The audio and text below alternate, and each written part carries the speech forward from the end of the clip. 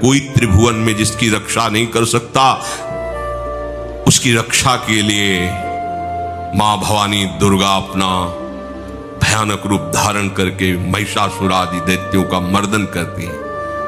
प्रभु है उस रूप में, दूसरा नहीं है। उनकी सामर्थ्य कितनी है? दुर्गा कोटि अमित अरिमर्दन। हरि की सामर्थ्य कैसी? अमित दुर्गाओं जैसी। 1 करोड़ अरब नहीं, अमित दुर्गाओं जैसी दुष्टों का मर्दन करने की सामर्थ्य। अमित था नहीं कि कितनी सामर्थ्य है। एक दुर्गा रूप में जब हरि प्रकाशित होते हैं तो त्रिभुवन में कोई सामने खड़ा होने वाला नहीं होता। मां भवानी जिस समय अपने स्वरूप में आती, किसी की ताकत नहीं है। ये शुंभ निशुंभ इतने बलवान दैत्य थे, त्रिभुवन में कोई इनका बाल बांका भी नहीं कर सकता था। स्मरण किया समस्त देवताओं ने तो भगवान से ही शक्ति का प्रादुर्भाव हुआ। इतना सुंदर रूप मां भगवती का। शुंभ निशुंभ के पार्षद घूमते रहते थे, उन्होंने देखा, जाके बताया कि आपके महल में जितनी सुंदरियां उसकी दासी बनने योग्य भी नहीं, ऐसी सुंदरी का हमने दर्शन किया। बोले मेरा जाके परिचय बताओ। बोले ऐसा नहीं लगता कि आपके परिचय बताने से केवल आ जाएंगे। तो उनका अगर ऐसा नहीं तो केश कर्षण निर्धूता गौरवा मां गरिष्यति, उसके गौरव को धूल में मिलाते हुए बाल पकड़कर घसीट कर हमारे पास लाओ। मार्कंडेय पुराण। उनके पार्षद गए और बताया हमारे मालिक शुंभ निशुंभ है, उनका आदेश है कि आप महल में चलो और आदर सहित, अगर आप ऐसा ना करते हैं तो मैं आपका निरादर करते हुए बाल पकड़कर घसीटते हुए ले जाऊंगा। देवी जी ने मुस्कुरा दिया और कहा अपने मालिक से कह दो जाकर के कि हम उसी की आज्ञा पालन करती जो हम पर युद्ध में विजय प्राप्त कर ले। वो जाके बोले हाँ वो तो मतवाले, त्रिभुवन में कोई जोड़ ही नहीं था। आए और उद्दंडता पूर्वक वचन बोलने लगे। माता जी ने कहा तब तक बोल ले जब तक मैं मधु का पान कर रही हूं। बस ये पान करते ही तेरी जीवन लीला समाप्त हो जाएगी। ऐसा ही हुआ। जो ही पान करके सिंह पर सवार होकर गर्जना की, सारा का सारा अहंकार धूल दूसरी हो गया, काट के फेंक दिया। ऐसी अनंत अमित दुर्गाओं जैसी सामर्थ्य हमारे प्रभु श्री हरि में, अमित दुर्गाओं जैसी, क्योंकि अनंत शक्तियों के स्वामी हैं। उनकी लीला में क्यों में हो? अरे वो जब करुणा करते हैं, अपनी महिमा से उतरते हैं, तो भक्त जब ऐसे कर देता है तो डरप जाते हैं। माधवदास बाबा ने कहा नहीं चलना तुम्हें ब्रज में, हम तुम्हारी कहां तक सेवा देखेंगे, तुम्हें बाल भोग राजभोग। बाबा जी हैं, कभी मिला कभी यहीं रहो। वो बाबा आपके बिना नहीं रह सकते। दोबारा बोल नहीं पाए जगन्नाथ। ये सुन करके हृदय बलिहार होता है। ओ ऐसे सामर्थ्यशाली प्रभु अपने भक्त के प्रेम प्रणय पर भी कितना डरते हैं। ये भक्त नाच पड़ता है। ये कुतर्क की, संशय की वृत्ति यहां प्रवेश नहीं करती। अमित गिनती नहीं ऐसी अनंत दुर्गाओं जैसी शक्ति हमारे प्रभु में विराजमान है। शक्र कोटि सत सरिष विलासा, आहा अरबों इंद्र जैसा विलास प्रभु में। अरबों, एक इंद्र त्रिभुवनपति है, अरबों इंद्र के समान प्रभु का ऐश्वर्य है। और नव शत कोटि अमित अवकाशा, जिस एक आकाश के लिए गरुड़ जी से कह रहे हैं कि मच्छर से लेके आप तक उड़ते हो पार पाए, बोले ऐसे अरबों आकाश के समान अवकाश है प्रभु में। अगर त्रिभुवन में कोई बल है तो पवन में बल है, वायु बल। बड़े बलवान देव, बल में इनके समान कोई नहीं। इन्हीं के अंश से प्रकट होते पवन पुत्र हनुमान, और इन्हीं के अंश से प्रकट होते पवन पुत्र भीम। बेजोड़ बलशाली महात्मा, दोनों महात्मा बेजोड़ बलशाली। जेगिर चरण दे हनुमंता, चले उसगा पाताल तुरंता। जिमि अमोघ रघुपति कर बाना, ये ही भांति चले हनु। किलकार दे तो राक्षसियों के गर्भ गिर जाते थे। ऐसे महान बली हनुमान जी। और भीम का क्या कहना? जब ये देव पुष्प उड़ करके आया और द्रौपदी जी को दिया गया, तो द्रौपदी जी ने कहा इसका जोड़ होना चाहिए इस पुष्प का। सबसे कहा पर किसी ने नहीं सुना। भीम ने कहा कहीं भी मिलेगा मैं इससे लाएंगे। ऋषियों ने समझाया कि आगे मत बढ़ो, ये यक्षों की भूमि है, युद्ध हो जाएगा और तुम्हें तैयारी करनी है हस्तिनापुर के लिए, और तुम इधर, वो सब दिव्य हैं, पवन पुत्र हैं, किसकी माने। अपने वेग को बढ़ाया तो महाभारत में पढ़ के देख लो, इनके चलने के वेग से वृक्ष उखड़ उखड़ कर गिर रहे थे। ऐसे जब चल रहे थे तो चलने के वेग से वृक्ष उखड़ जाते थे भीम के। तो हनुमान जी ने सोचा किसी के समझाए तो समझेंगे नहीं, तो आगे पवन पुत्र ही बैठ गए, बूढ़े बानर का वेश लेकर, लंबी पूंछे से। मार्ग में मर्यादा है, किसी पशु को भी नहीं लांघना चाहिए।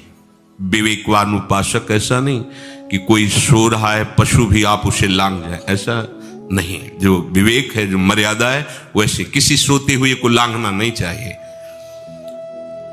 उन्होंने कहा है वृद्ध बानर ये अपनी पूंछ हटा ले और मार्ग दे दे, इस समय मैं विशेष कार्य के लिए जा रहा हूं। तो उनका जब कह ही दिया है वृद्ध, तो आप समझ ही रहे होगे कि वृद्ध में क्या ताकत होती। अब मेरी ताकत पूंछ हटाने की नहीं रह गई है, आपने तो वृद्ध ही कह दिया है, तो आप समझ रहे हो ना, आप पूंछ हटा लीजिए। कहा हमारी आज्ञा की अवहेलना करे, ऐसे उठी नहीं, दोनों हाथ लगाया, नहीं उठी, पूरी ताकत लगा दी। पवन पुत्र भीम की पूरी ताकत लग गई, पूंछ जरा से भी नहीं ली। हाथ जोड़ के खड़े बोले हम समझ गए हमारे बड़े भ्राता आप हनुमान जी हैं, क्योंकि ऐसा कोई बानर सृष्टि में पैदा नहीं हुआ कि मैं उसकी पूंछ ला हिला सकूं। मैं समझ गया। तो मुस्कुराए और बैठ के बोले हमारी आज्ञा मानो, इस मार्ग में मत जाओ, ये देव मार्ग है, ऐसे ऐसे सिद्ध हैं कि आपका अपराध बन जाएगा, आप शाप से युक्त हो जाएंगे, इसलिए मैं आपको मना। बोले प्रभु जब आप कृपा करके आए हो तो हमें वो रूप दिखा दो जो लंका में आपने रूप दिखाया। बोले मत उस बात की चर्चा करो, रहने दो। बोले प्रभु एक बार देखना चाहता हूं कि मेरा बड़ा भाई कितना बलवान है। हनुमान जी ने कहा फिर देख लो। स्वर्णिम कांति, वो भयानक उनका रुद्र रूप, कांप गए, भीम कांप गए। वायु में अगर बल में देखा जाए तो सबसे ज्यादा वायु बलवान है। भगवान कैसे है? मरुत कोट सत विपुल बल, अरबों वायुओं जैसी महान ताकत हमारे प्रभु में है, संशय नहीं। वो अगर छोटी सी कार्य के लिए सहयोग लेते हैं, ए उठवा दो, ऐसा कर, भक्तों के साथ वो विनोद करते, लीला करते हैं, नहीं उनमें बल कितना है। ऐसे पवन पुत्र हनुमान जिनके चरणों को ऐसे गोद में लिए रहते हैं। एक उपनिषद में चरित्र आता है कि असुरों पर विजय प्राप्त करने के कारण देवताओं को गर्व हो गया और सभा में नृत्य गान चल रहा था। भगवान जब किसी पे गर्व करते हुए देखते हैं तो उनको अच्छा नहीं लगता। फिर सृष्टि के विधान के प्रधान अधिकारी जब देवतागण और देवराज इंद्र और उन्मत्तता, विजयश्री में उन्मत्तता आ जाती है, तो भगवान ने एक यक्ष का रूप धारण किया और सभा के प्रधान द्वार पर दिखाई दिए। देवराज इंद्र ने कहा कि पता लगाओ ये कौन है, बिना आज्ञा के, बिना सूचना के कैसे आ गया है, क्योंकि त्रिभुवनपति है ना। अग्नि देवता ने कहा मैं जाता हूं, पता लगा के आता हूं, क्योंकि किसी बलवान का परिचय पूछने के लिए निर्बल को नहीं भेजा जाता। अग्निदेव गए और कहा आप अपना परिचय दीजिए, कौन हो और यहां कैसे आए हो। तो उनका परिचय लेने के पहले हम आपका परिचय जानना चाहते हैं, आप कौन हो। उन्होंने कहा कि मैं अग्निदेव हूं, सामर्थ्य आपकी, त्रिभुवन को उपले की तरह भस्म कर सकता हूं। मैं समस्त प्राणियों के उदर में बैठकर अन्न और जल का पचाकर जीवन दान देता हूं, जीवन पोषण करता हूं। अच्छा, एक दिन का फेंका, हम तुम्हारी बात तभी प्रमाणित, ये उपनिषद की बात, हम तुम्हारी बात तभी प्रमाणित मानेंगे जब तुम इस तिनके को जला दोगे। कोई अग्नि देवता से तिनका जलाने की बात कहे, सहज में दृष्टि डाली, कुछ नहीं हुआ, पूरा पावर लगा दिया। यक्ष जी ने मुस्कुरा कर कहा, तुम तो कहते थे पूरे त्रिभुवन को उपले की तरह जला दूंगा, अब ग्रीवा झुकाई पहुंचे। देवराज इंद्र ने कहा कौन है? बोले असमर्थ रहा उनका परिचय जानने में। वायु देवता,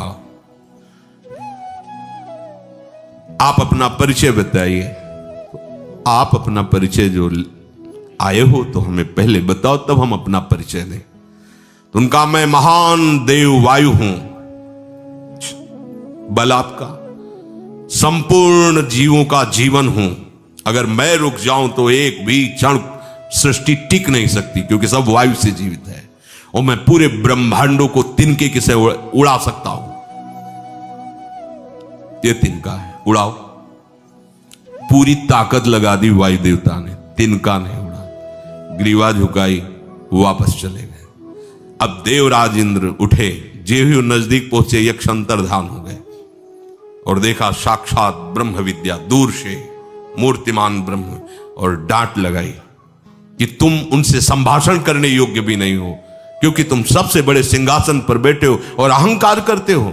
तुम्हारे देवता सब सामर्थ्यहीन है, एक तिनका भी अग्नि नहीं जला सका, एक तिनका भी वायु नहीं उड़ा सका। अरे जिनकी शक्ति से शक्तिमान वो भगवान स्वयं आए हुए थे, कांप गए देव। अहंकार मत करो, जाओ, भगवान के बल से तुम विजयी हुए, देवताओं के बल से नहीं। देवताओं में जो शक्ति है वो उन्हीं के अंश से आई हुई है।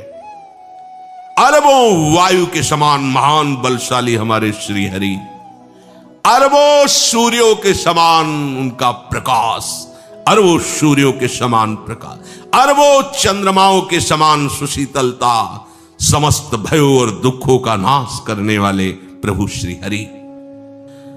अरबों कालों की सामर्थ्य, अरब नहीं, अरबों कालों की सामर्थ्य भगवान, एक काल अनंत ब्रह्मांडों में तांडव मचाए रखा है। अरबों काल, अमित बलशाली, अत्यंत दुस्तर, दुर्गम, दुरांत, कौन? प्रभु श्री हरि। अरबों धूमकेतुओं के समान अत्यंत प्रबल सामर्थ्यशाली। कितने अथाह हैं प्रभु? बोले अरबों पाताल से भी बढ़कर, अरबों पाताल से भी बढ़कर गहरे हैं, कोई था नहीं पा सकता। कितने भयानक हैं? अरबों यमराजों से भी ज्यादा भयानक प्रभु श्री हरि हैं। अनंत कोटि तीर्थों को भी पावन करने वाले परम पवित्र जिनके श्री चरण है, वो तीर्थपाद श्री हरि हैं। अनंत तीर्थों की, उनका नाम ही संपूर्ण विश्व के पाप समूहों का नाश करने में समर्थ है। देखो, अब किसके सामने तुम्हें हाथ पसारने की जरूरत है? समझो, अगर अपने प्रभु को जान जाओगे, समझ जाओगे, तो फिर कहीं इधर उधर झांकने की जरूरत नहीं, किसी के सहयोग की जरूरत नहीं। कैसे प्रभु? ऐसे वो स्थिर हैं कि जैसे तूफान चल रहा और हिमालय का आश्रय ले लो तो डरने की जरूरत नहीं, कोई भी तूफान हिमालय को उखाड़ नहीं सकता। ऐसे ही कह रहे हैं, अरबों हिमालयों जैसी स्थिरता प्रभु श्री हरि में है। अरबों समुद्रों के समान गंभीर है, अरबों कामधेनुओं के समान प्रभु श्री हरि है। एक कामधेनु मिल जाए तो निहाल हो जाए, है हमारे श्री हरि कैसे? अरबों कामधेनुओं के समान है।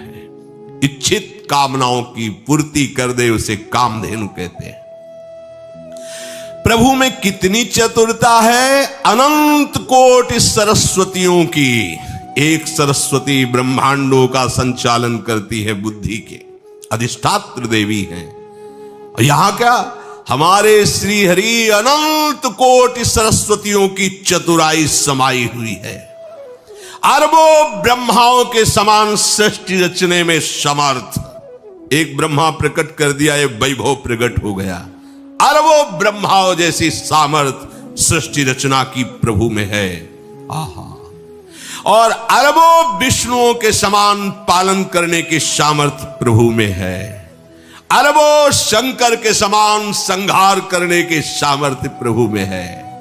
अरबों कुबेरों के समान धनवान है, अरबों मायाओं के समान सृष्टि करने में सामर्थ्यशाली है, अरबों शेष भगवान के समान अनंत भार उठाने में समर्थ है। जगदीश्वर प्रभु श्री हरि की कोई उपमा कोई सीमा नहीं है, ये उपमा रहित और सीमा रहित है। प्रभु श्री हरि उपमा रहित है, उनकी कोई अनंत ब्रह्मांडों में किसी से उपमा नहीं दी जा सकती। प्रभु के समान केवल प्रभु हैं, ऐसा वेद कहते हैं। अरबों जुगुनियों के समान यदि सूर्य को कहा जाए तो सूर्य का अपमान होता है, सम्मान नहीं। ऐसे ही जो अभी तक वर्णन किया गया उसको समझो। अरबों जुगनुओं के समान यदि सूर्य को कहा जाए तो सूर्य की प्रशंसा नहीं, एक तरह से अवहेलना है। आहा, इसी प्रकार अपनी बुद्धि के विकास के अनुसार मुनीश्वर, अपनी बुद्धि के विकास और प्रकाश के अनुसार मुनीश्वर प्रभु का वर्णन करते हैं। गुण महिमा नाम बल पर था कोई नहीं पाओ, आज तक कोई था नहीं। ऐसे प्रभु की लीला में कोई कुतर्क कोई संशय, अब वो क्या बुद्धि है उसका खुद विचार करे।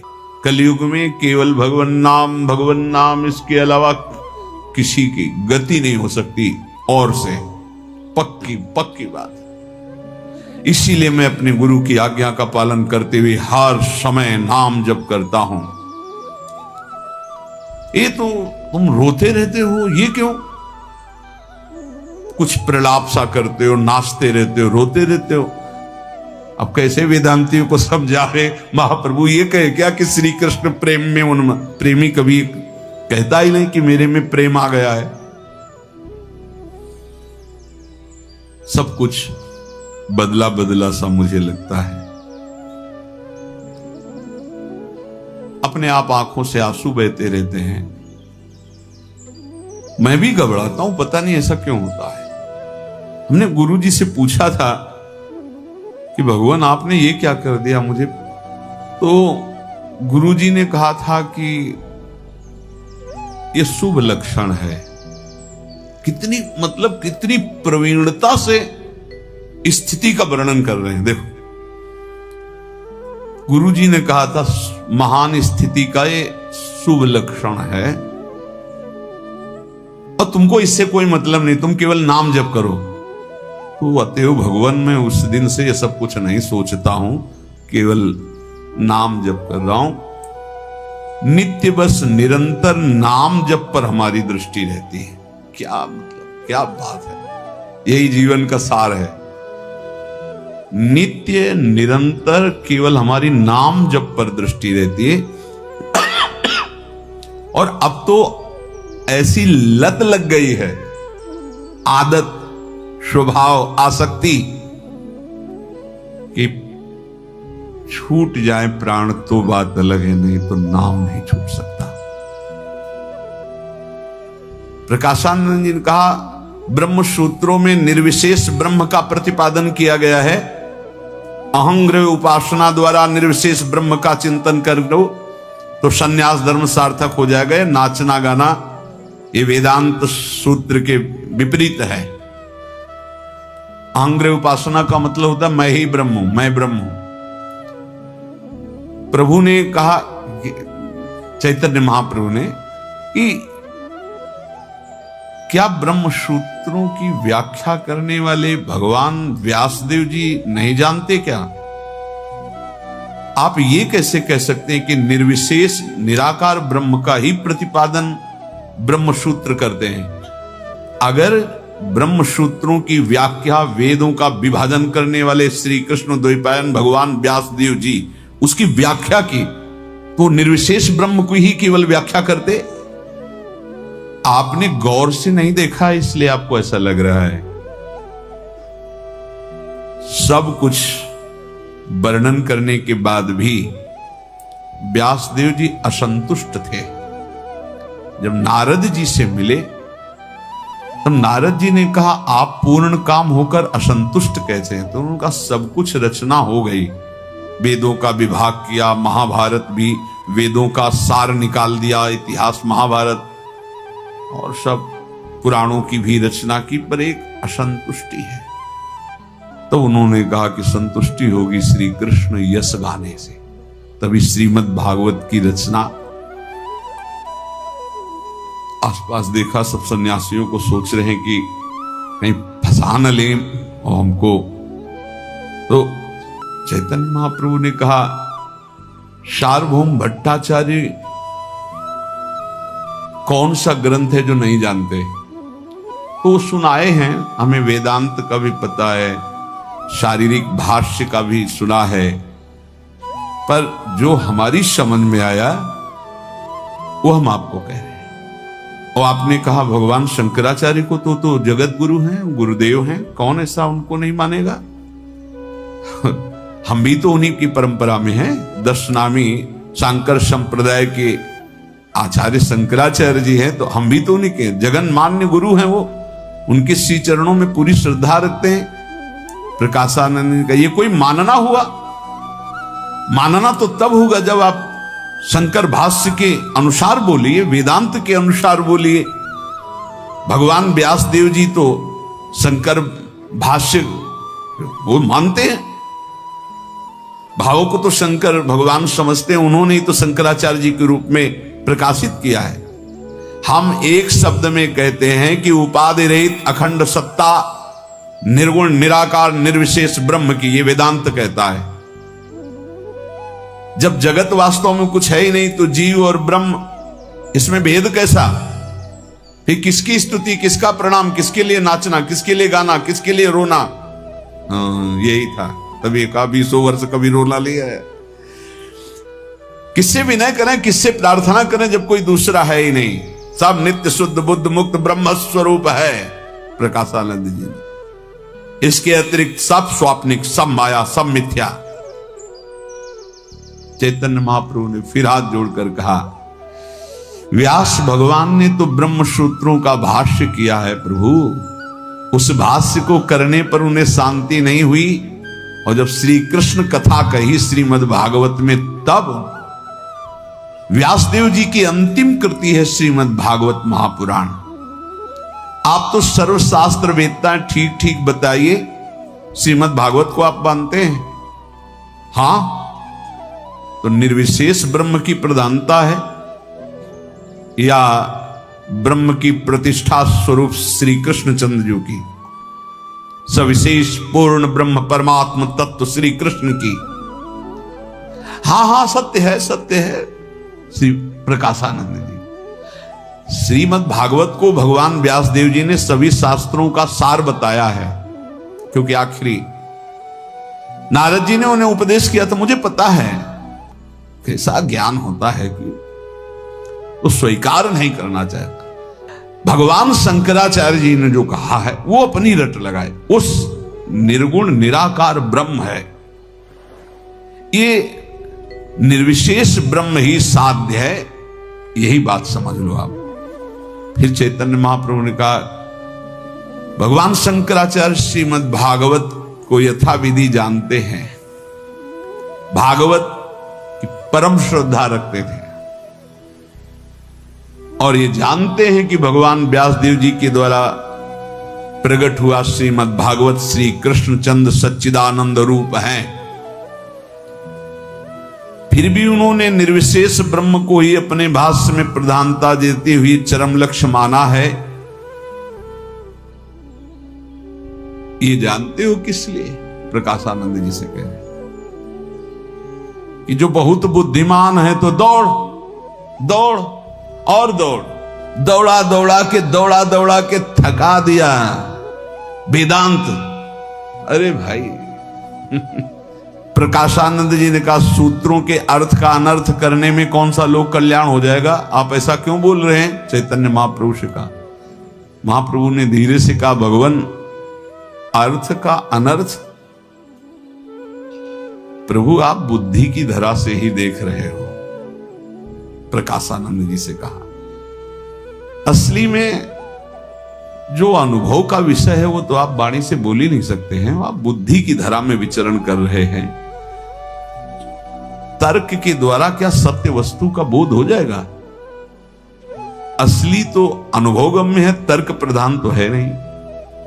अब किसी सूत्र का कुछ भी अर्थ लगाकर आप मान बैठो, अर्थ लगाने में बुद्धि की चातुर्यता के सिवा कोई नहीं है। महाप्रभु चैतन्य देव ने प्रकाशानंद, हाँ तो आप ही बताओ ना, भगवान शंकराचार्य जी ने इस जगत को एकदम मिथ्या का और निर्विशेष ब्रह्म को परम साध निराकार तत्व बताया, आप ही बताइए। महाप्रभु चैतन्य देव धीरे से बोले, भगवान देखो तर्क यहां विषय नहीं है, अज्ञान और पूर्वजन्मकृत पापों का फल है तर्क उत्पन्न होना, तर्क पे तर्क, तर्क पे वितर्क। महापुरुष ऐसे तर्क नहीं करते। ये बहुत गंभीर मुद्रा में किसी बात को जानने के लिए प्रश्न, ऐसे तर्क नहीं करते। जिन्हें ईश्वर के प्रति अस्तित्व है, वो चाहे सविशेष हो या निर्विशेष, वो सब में विराजमान है, ऐसा तर्क कैसे हो सकता है? ये कैसे आपके अंदर शंका उठ सकती है कि वो श्री कृष्ण ब्रह्म नहीं? जब सर्वम खलमिदम ब्रह्म, तो श्री कृष्ण ईश्वर सर्वशक्तिमान सर्वांतर्यामी चराचर विश्व का स्वरूप धारण करके विराजमान है कि नहीं? ये पढ़ने लिखने से, बातें बनाने से, ध्यान उपासना से ये नहीं समझ में आता। ये समझ में आता है जब गुरु कृपा हो जाए, खूब नाम जप करे, तब सर्वत्र अपने प्रभु का दर्शन होता है। यदि सर्वत्र दर्शन होता तो फिर तर्क वितर्क कैसा? ये ग्रंथों का भार दिमाग में लाद कर घूमना क्यों? वो धुलाई हो रही है सभा में। जब जानते हो कि सर्वत्र वो विराजमान है, तो फिर ये शंका क्यों कि वो सविशेष नहीं है, वो निर्विशेष ही है। वो जब कण कण में ईशावास्यविदम सर्वम यत्किंच जगत्याम जगत, फिर कौन कण ऐसा जो ब्रह्म नहीं? तो आप कैसे ऐसे कह सकते हैं? आपने शास्त्रों को केवल बुद्धि में रखा है और तर्क के द्वारा आप उसे परास्त करते हैं जो आपके सामने होता है। लेकिन शास्त्रों को अगर श्रद्धा में विराजमान करते तो ये तर्क खत्म हो जाता है। अंत तक बुद्धि तो तर्क में फंसी रहने से कोई अनुभव नहीं होता। शास्त्रों का पठन है तर्कातीत तत्व में स्थित हो जाना। ये तर्क, ये दो प्रकार के पुरुष होते हैं, एक होते हैं हृदय प्रधान, एक होते हैं मस्तिष्क प्रधान।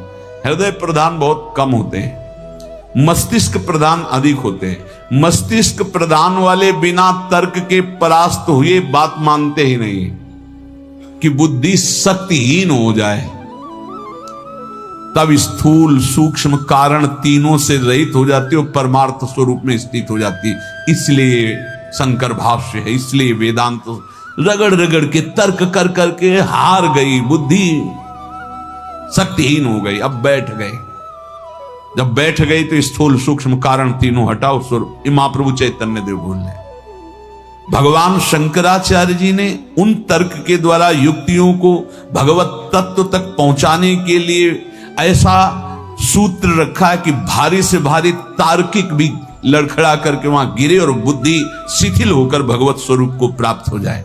सचमुच सचमुच भगवान शंकराचार्य जी ने सीमा रख दी, नहीं कोई क्रॉस कर सकता। ऐसे तर्क की वेदांत श्रवण पठन का इतना प्रयोजन है महाराज कि बुद्धि तार्किक जो है मस्तिष्क प्रधान हो, बुद्धि थक जाए, सूक्ष्म हो जाए, पवित्र हो जाए, शांत हो जाए, भगवत स्वरूप हो जाए, तर्कों से हट जाए। तर्कों में बने रहना लक्ष्य नहीं होता, क्योंकि परमार्थ का स्वरूप तर्कातीत है। महाराज वास्तविक ज्ञान में और अज्ञान में बहुत अंतर है, आकाश पाताल जैसा है। चैतन्य महाप्रभु बोले, ये जब तक तर्क है तो पहचान है कि वो अज्ञानी है। मतलब भरी सभा में आज असली ज्ञान का बोध हो रहा है प्रकाशानंद जी को। वो अपने को परमार्थ की तरफ बढ़ता हुआ समझता है, लेकिन नहीं, जब तक तर्क है तब तक परमार्थ की तरफ नहीं। सच्ची श्रद्धा से परमार्थ को जाना जाता है, तर्क के द्वारा नहीं। जिसके हृदय में जितनी प्रबल श्रद्धा होगी उतना ही ज्ञान प्रकाशित होगा। श्रद्धावान लभते ज्ञानम, भगवान के वचन। क्या श्रद्धावान तार्किक होता है? क्या श्रद्धावान अभिमानी होता है? जहां तर्क है, शंका है, हमारी मान्यता है कि वो पूर्व जन्म के पापों का फल है। असली परमार्थ श्रद्धा और विश्वास के बिना नहीं जागृत होता। हम एक शब्द में कह सकते हैं कि वो ढोंग कर सकता है सिद्ध होने का, लेकिन ढोंगी से भगवान बहुत दूर होते हैं। परमार्थ का स्वरूप तर्कातीत है। भाव, सरलता, शंकाहीन स्थिति, वो केवल अपने ही आराध्य में तल्लीन रहता है। कोई तर्क प्रमाण की उसे जरूरत नहीं होती। चाहे निर्विशेष हो चाहे सविशेष, स्थिति दोनों की एक ही होती है। क्या बात महाप्रभु! चाहे निर्विशेष हो या सविशेष, स्थिति दोनों की एक होती है। वो मान अपमान से ऊपर दोनों होते हैं, ज्ञानी अज्ञानी, ज्ञानी या भक्त। अज्ञान में तर्क होता है, अज्ञान में नाना प्रकार की वासनाएं होती है, लेकिन ऐसी सिद्धि क्या जिसमें इस तरह का तर्क हो। हम आपसे प्रार्थना करते हैं कि आप जिसे समझ रहे हैं कि कृष्ण कृष्ण कृष्ण बोलना और वेदांत पढ़कर निर्विशेष ब्रह्म को जानना, तो आप उसे श्रेष्ठ और इसे लघु समझ रहे हैं। कृष्ण कृष्ण कृष्ण बोलते जाओ, सविशेष निर्विशेष सबका अनुभव हो जाएगा। वही चीख चीख के रोज चर्चा होती है कि आप नाम जप करो, सब निराकार साकार आत्म तत्व का बोध, भगवत प्रेम सब हो जाएगा, अपने आप आपके हृदय में आ जाएगा। तो ऐसा आप कैसे बोल सकते? महाप्रभु ने कहा, आपने भगवान शंकराचार्य जी के हृदय की बात सुनी? क्या भगवान शंकराचार्य जी की हृदय की बात? तो कहा एक षटपदी की रचना हुई भगवान शंकराचार्य जी ने की। उसमें भगवान शंकराचार्य जी भगवान श्री कृष्ण से कह रहे हैं, यद्यपि हम में आप में भेद नहीं है, पक्का। बोले कैसे? बोले जैसे समुद्र और तरंग में, समुद्र से ही तो तरंग है, वायु का विकार बना तो तरंग हो गई, तो समुद्र ही तो बना है तरंग। ऐसे हम में आप में भेद नहीं। पर प्रभु, समुद्र में न जाने कितनी तरंगें उठती, लेकिन एक तरंग समुद्र पैदा कर दे इतनी सामर्थ्य नहीं। ऐसा हम में आप में भेद है। अभेद ऐसे है कि समुद्र ही तरंगायमान हो रहा है। यह भेद बात पक्की, बिल्कुल ध्रुव सत्य बात। उसी ब्रह्म की तरंग है, लेकिन एक तरंग समुद्र पैदा कर दे ऐसी सामर्थ्य किसी तरंग में नहीं है। तभी कभी कभी चर्चा में कहा कि चाहे अभेद भाव से ब्रह्म भाव को प्राप्त हो जाओ, ब्रह्मविद ब्रह्म ही बहुत परम सत्य बात है, लेकिन जो भगवान श्री कृष्ण में सामर्थ्य है वो उन्हीं में सामर्थ्य है, वो दूसरे में नहीं है। वो ऐसा जैसे हर तरंग समुद्र ही है। वायु विकार हटा तो समुद्र ही था, वायु विकार गया तो लहर हो गई, ये बात। पर ऐसी करोड़ों लहरें हैं, पर एक लहर समुद्र नहीं पैदा कर सकती। करोड़ों लहरें समुद्र में, समुद्र है श्री कृष्ण और लहरें हैं ये सब चराचर जगत। तो जो भी ब्रह्म प्राप्त है वो भगवत स्वरूप ही है, कोई अंतर नहीं। पर श्री कृष्ण के समान ऐश्वर्य, महिमा, सामर्थ्य, शक्ति है। सूर्य को रोक लिया गया, ये तपस्वियों में, ब्रह्म ऋषियों में देखा गया कि वो अपने संकल्प से सूर्य को रोक, लेकिन सूर्य ही न चले या रात ही न हो, ऐसा आज तक कोई नहीं। साफ भगवान की जो बनाई हुई प्रकृति, इसका कोई परिवर्तन कर दे वो सिर्फ श्री कृष्ण। श्री कृष्ण का चिंतन करके तदात्म होकर ब्रह्म रूप स्थित हो गए, पक्की बात। लेकिन जो श्री कृष्ण में सामर्थ्य वो केवल श्री कृष्ण में सामर्थ्य है, सब उसी में समा गए, वो बात। अगर आप ब्रह्म स्वरूप और सोचो कि मैं प्रभु हुई हूं, चिंतन करके तन्मय हो गए, जो प्रभु करते हो हम कर सकते हैं, ऐसा कोई नहीं है। कोई नहीं है त्रिभुवन में, सब हरिशरणम है, सब हरिशरणम। इसीलिए चैतन्य महाप्रभु ने कहा, क्या तुमने हृदय की बात नहीं सुनी शंकराचार्य जी की? ये शंकराचार्य जी का ही है। प्रकाशानंद जी एकदम आश्चर्य में हो गए, क्योंकि एकदम ऐसे सब, अरे उनका हमारे आचार्य का विनोद है। ओ मतलब शंकराचार्य जी ये विनोद में कह रहे हैं, और सब जो निर्विशेष ब्रह्म की बात है वो सत्य बोल रहे हो, ये विनोद कर रहे हैं। बिल्कुल सत्य बात यही है कि वो ब्रह्म निर्विशेष है। प्रभु ने कहा, फिर मैं दोहरा रहा हूं, ये तर्क से क्षुब्ध हुई बुद्धि अनुभव से शून्य होती है। क्या आपको सच्ची शांति मिल गई है? बस ये बात होती जब सामने सब तर्क एक तरफ हो, अंतिम बात है, क्या आपको सच्ची शांति मिल गई है? क्या सभी कुछ भूलकर अपने स्वरूप में या श्री कृष्ण के लिए दीन होकर रोना आया है? क्या हृदय कभी आनंद में उफान में आया? प्रकाशानंद